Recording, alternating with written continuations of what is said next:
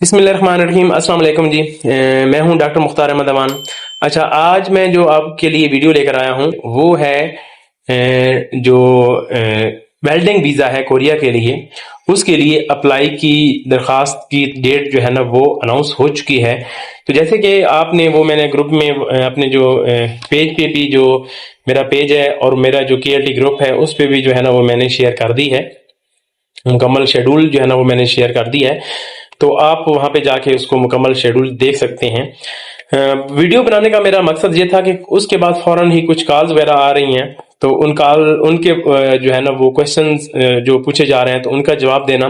तो सबसे पहले मैं आपको फिर दोबारा बताता चाहता हूँ कि शेड्यूल जो है ना वो 31 मई से लेकर 14 जो है ना वो जून तक आप जो है अप्लाई कर सकते हैं। उसमें दरखास्त दे सकते हैं, लेकिन उसके लिए क्वालिफिकेशन जरूरी है कि कम अज कम आपका 1 साल डिप्लोमा जो है और या उससे ज्यादा जो है ना वो होना जरूरी है, और 31 एज जो है ना वो 18 to 39 एज होनी चाहिए। ठीक है। और दूसरा ये कि उसमें उसके बाद जो 25 जून को जो है ना वो वेरिफिकेशन होगी, जो आपने डॉक्यूमेंटेशन वहां पे जो भी डॉक्यूमेंट्स आपने सबमिट किए होंगे ऑनलाइन उसकी, फिर उसकी वेरिफिकेशन के बाद, उसकी तज्जिए के बाद फिर आपको जो है ना वो इंटरव्यू के लिए कॉल की जाएगी। लेकिन ये जो वेरिफिकेशन करेंगे या जो इस पे तजिया करेंगे या उसको आपके डॉक्यूमेंट्स को देखेंगे वो कोरियन वफद होगा, और फिर HRD की मशावरत से ही जो है ना ये फाइनलाइज किए जाएंगे आपके नाम। तो फिर उसके फाइनल होने के बाद 29 से 30 जून तक जो है ना वो जो आपको इंटरव्यू के लिए कॉल किया जाएगा। फिर जो इंटरव्यू में जो पास होंगे उनको 2 जुलाई में उनके नाम जो है ना वो जारी कर दिए जाएंगे। फिर उसके बाद आपको जो है ना वो EPS यानी कि टेस्ट के लिए आपके लिए दरखास्त 23 सितंबर तक जो है 23 सितंबर को आप जो है ना वो टेस्ट की जो है ना वो डेट के लिए टेस्ट के लिए अप्लाई कर सकते हैं। और फिर याद रखें इसका जो ट्रेनिंग का दौरानिया जो एक 360 घंटे की ट्रेनिंग भी करवाई जाएगी, जिसमें आपको वेल्डिंग और उसके मुतल्लिका चीजों के बारे में बताया जाएगा, उसके बारे में सिखाया जाएगा। 360 घंटे की ये ट्रेनिंग हो जिसको आपको करना लाजमी होगा। तो जब आप अप्लाई करेंगे फिर उसके लिए आपका जो टेस्ट होगा वो अक्टूबर के फर्स्ट वीक में पहले राउंड में होगा। फिर अगर आप उसमें से जो रह जाते हैं उनके सेकंड राउंड में जो टेस्ट है वो अक्टूबर के उसी महीने के सेकंड वीक में भी हो जाएगा। तो ये तो था जो है ना वो क्या कहते हैं सप्लाई करने का प्रोसेस और तरीका। हाँ, इसमें एक और चीज है कि ऐसे लोग जो अक्सर क्वेश्चन कर रहे थे कि सर क्या वो लोग जो कोरिया पहले रह के आए हैं या तो EVS लीगली बेशक रह के आए हैं या हमने वहां पे E9 पे जो काम किया है, तो क्या वो दोबारा कोरिया तो इस वीजे पे अप्लाई कर सकते हैं? तो नहीं, मैं आपको बताता चलूं, गौर से सुनिएगा कि अपना टाइम और वक्त और पैसा जाया करने की कोई जरूरत नहीं। ऐसे लोग जो जिन्होंने कोरिया ट्रैवल किया हो किसी भी वीजे पर, वो इसके लिए एलिजिबल नहीं है।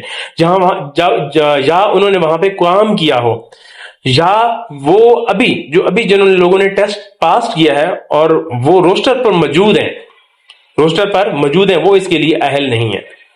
ठीक है, एक तो ये बात होगी। हाँ, जो रोस्टर पे इनको एक्सपायर हो गया और अभी रोस्टर पे मौजूद नहीं है वो इसके लिए बेशक अप्लाई कर सकते हैं और दे सकते हैं। दूसरी बात आ गई, सेकंड बात जो है ना, वो लड़के पूछ रहे हैं कि सर हम अभी डिप्लोमा बना लें। तो भाईजान ये स्किल वीजा जो है ना वो कोरिया में एक मिलता है E74, इसको वीजे का नाम है। ये E74 वीजा जो है ना वो भी एक स्किल्ड वीजा है। तो उसके लिए भी जब वो देते हैं तो आपके क्वालिफिकेशन होती है, जो आपकी डिग्रीज होती हैं, आप जब जब सबमिट करवाते हैं तो उनकी भी वेरिफिकेशन होती है, और वो थ्रू प्रॉपर चैनल जो है ना वो फॉरेन मिनिस्ट्री के जो है ना वो ओवर के जरिए होती है।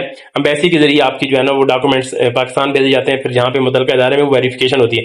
अगर आपके उस डॉक्यूमेंट्स में भी कोई मसला है और आपने उस यानी कि वो डॉक्यूमेंट्स में आपने जो है ना वो फेक जमा कराए हैं या कोई उसमें जो है ना फर्जरी है, कोई उसमें ऐसे 2 नंबरी की है, तो आपको E74 वीजा मिल भी जाता है तो भी आपको जो है ना वो वहां से वीजा कैंसिल कर दिया जाता है और आपको डिपोर्ट किया जा सकता है। ठीक है, तो ये अगर यहां पे भी अगर आप कोई 2 नंबरी करेंगे, कोई फेक बनाएंगे यहाँ पे, क्योंकि अभी ये काम शुरू हो गया है, मुख्तलिफ इंस्टीट्यूट ने ये ऑफर करना शुरू कर दिया जी हम आपके जो है ना वो बिल्कुल हमारा रजिस्टर्ड है बोर्ड ऑफ टेक्निकल इंस्टीट्यूट से, बोर्ड ऑफ टेक्निकल से, पाकिस्तान बोर्ड ऑफ टेक्निकल जो इदारा है उसके साथ जाओ।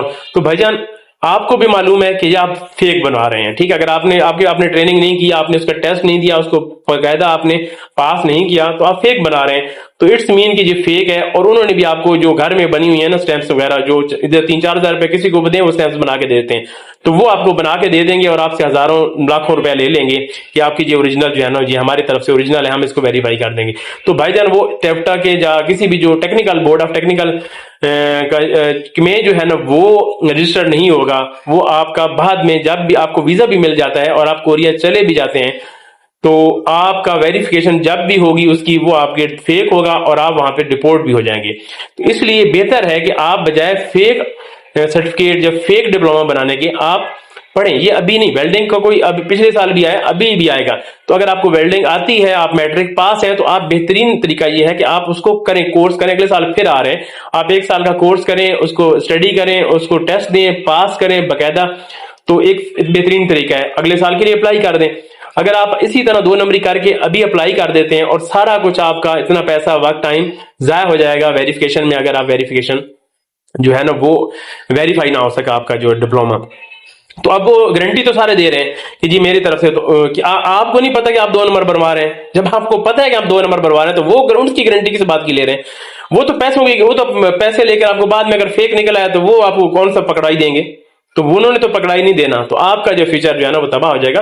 तो आप थोड़ा सा सब्र करें, आप चीजों को जो है ना वो ऐसे ही हमारे बन गया है हर चीज 2 नंबरी में, तो भाई सब्र करें, आप टेस्ट की तैयारी करें। मैं पहले भी बता चुका हूं कि बेहतरीन तरीका इसका यह है कि आप वेल्डिंग वीजे पे जाना चाहते हैं, एलिजिबल है, आपकी एज ठीक है, आप मुकम्मल पहले एलिजिबिलिटी देखें कि फिजिकली ठीक है, आपको कलर ब्लाइंड तो नहीं है, या और को आपको मसला तो नहीं है, या आप कोरिया में रह के तो नहीं आ रहे, या कोई और एज तो ज्यादा नहीं है या कम तो नहीं है, तो उसको देखकर आप डिप्लोमा करें। अगले साल के लिए वेल्डिंग में डिप्लोमा करें, किसी भी जगह पे बाकायदा क्लासेस लें, उसको बाकायदा पास करें टेस्ट देकर, जो बोर्ड ऑफ टेक्निकल का टेस्ट में जिस तरह जो है ना वो होता है। तो आप उसको पास करने के बाद जो है ना वो डिप्लोमा लें, सर्टिफिकेट लें और फिर अप्लाई करें अगली दफा। तो एक बेहतरीन तरीका है। तो बेहतर है आप अभी आप भाग दौड़ में जो है ना फेक सर्टिफिकेट या फेक डिप्लोमा बना के आप रजिस्टर्ड हो जाएं। तो ऑनलाइन तो कोई ना कोई 500 में ख्याल में आई थिंक तो फीस है, लेकिन वो आपको बाद में बहुत महंगी पड़ जाएगी। तो बेहतर है कि ऐसे लोग जो एलिजिबल नहीं है और जो फेक सर्टिफिकेट या डिप्लोमा बनाने का इरादा रखते हैं उन वो दूर रहें, मेरा मशवरा है उनके लिए।